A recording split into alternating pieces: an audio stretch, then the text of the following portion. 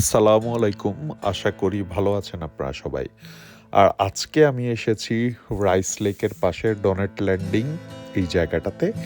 এখানে হচ্ছে আজকে রাতে আমরা কটেজে থাকবো। তো এই কটেজগুলো হচ্ছে সব রাইস লেকের তীর ঘেঁষে। আর যেহেতু এটি লেক, তাই লেকগুলো হচ্ছে মূল রাস্তা থেকে বেশ খানিকটা নিচে আসতে হবে, ডাউনে আসতে হবে আপনাকে এই লেকের সৌন্দর্য উপভোগ করার জন্য। তো আমরা চলে আসলাম কটেজে। আর এখানে যে বাড়িঘরগুলো আশেপাশে দেখা যাচ্ছে তার ৭০ থেকে ৮০ ভাগই হচ্ছে কটেজ। আর বাকি যে বাড়িগুলো আছে সেখানে হচ্ছে কিছু স্থানীয় মানুষজন বসবাস করে।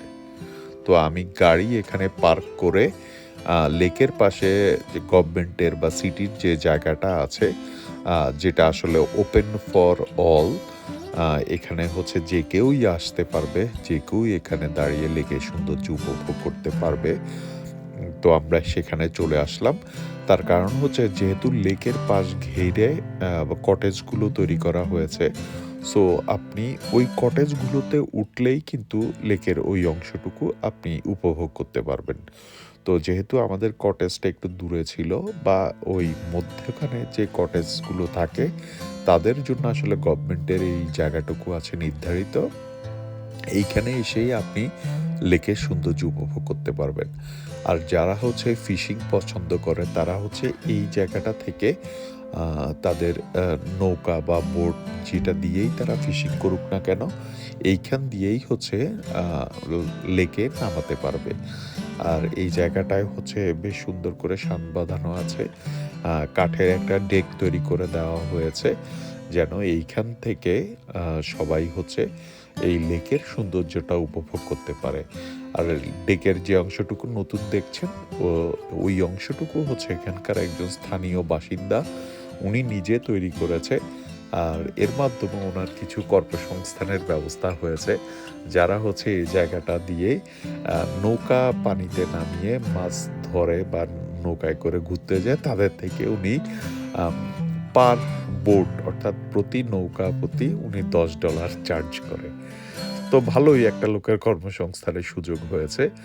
আর দাঁড়িয়ে আপনি যদি এখান থেকে সৌন্দর্য উপভোগ করেন তাহলে আপনাকে কোনো পয়সা দিতে হবে না।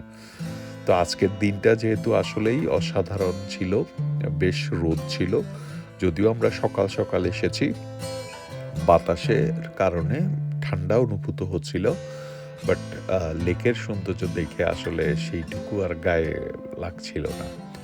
যেহেতু আকাশটা পরিষ্কার ছিল, তাই লেকের পানিগুলো রোদের আলোতে একদম ঝলমল চিকচিক করছিল। আর নীলাভ আকাশ, নীলাভ রং ধারণ করেছিল। তো আমরা এখানে বেশ কিছুক্ষণ সময় কাটালাম আর হচ্ছে লেকের সৌন্দর্য উপভোগ করলাম। অসাধারণ, আসলেই অসাধারণ।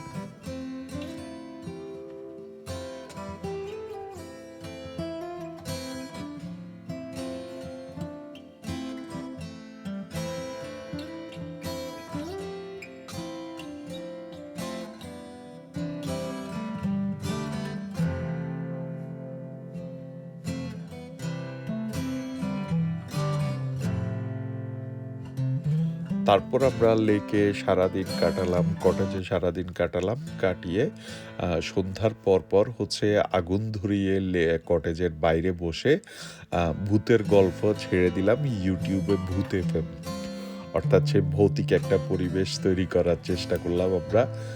গল্পর ছলে সেই ছোটবেলায় ফিরে গেলাম, যখন হচ্ছে কারেন্ট থাকতো না বা কারেন্ট ছিল না। তখন হচ্ছে আমরা সবাই মিলে এরকম বাড়ির বাইরে বসে বিভিন্ন ভূতের গল্প করতাম। সেই নস্টালজিয়া হারিয়ে গেলাম।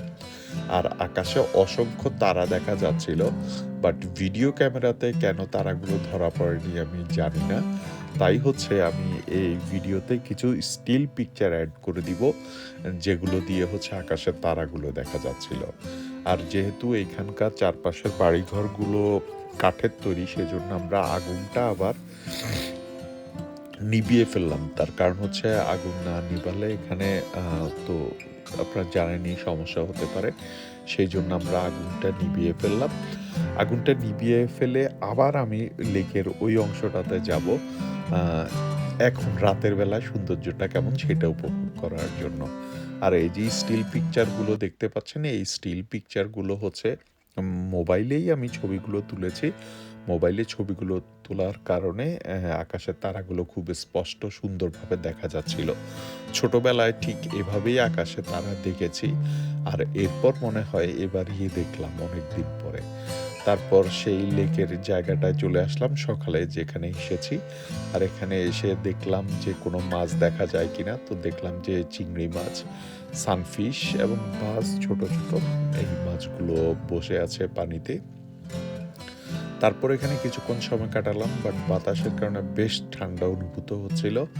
এরপর আরও কিছু ছবি তুললাম মোবাইলে, যেগুলোতে আকাশের তারার সৌন্দর্য দেখা যাচ্ছিল। আর দূরে যে বাতিগুলো দেখতে পাচ্ছেন এগুলো হচ্ছে আসলে লেকের পাশ ঘেরে তৈরি হওয়া বিভিন্ন কটেজ। তো এগুলো দেখতে দেখতে বিদায় নিলাম। আল্লাহ